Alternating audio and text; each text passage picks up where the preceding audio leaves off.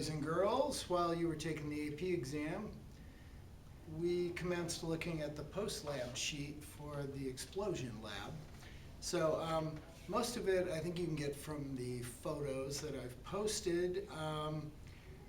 The question 7, though, I think we needed to explore the relationship a little bit further. So what we noticed when we finished number 6 was that we had this quantity called momentum, which the carts had none of before they flew apart. But when we pushed the button and they flew apart, they each had momentum, but they were in opposite directions, and they still added up to 0. So the interesting relationship here is that the total final momentum was 0, which was also the total initial momentum because they weren't moving. But what we'd like to do is we'd like to look at some other situations, some situations in which the carts are moving before and after they collide with one another. So we're going to have some interactions here. The first one, we have equal mass carts, and notice the cart that was moving stops, and the one that it wasn't moving starts.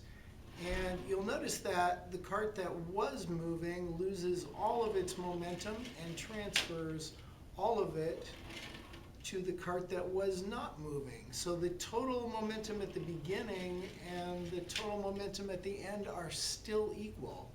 It's just that all of the momentum has been moved from the red cart to the blue cart in the course of that collision. We can also look at some collisions where the carts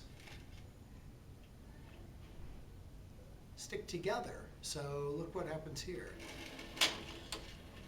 Before the collision, the carts, all of the momentum is in the blue cart because it has all of the velocity. The red cart has none. Afterwards, they stick together, but they move more slowly. So what's happened is we still have the same total momentum. It's just that the mass has increased and the velocity has decreased to make the total still the same. Okay? Another interesting one here where if we have them both moving to begin with but in opposite directions but at the same speed,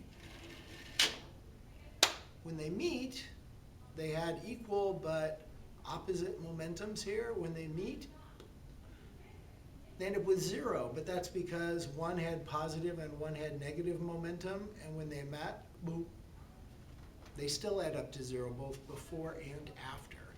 So what does this imply? Well, this implies that we have what's called a conservation law, and that the total momentum of our system is the same both before and after the carts interact, whether they fly apart in an explosion or come together in a collision.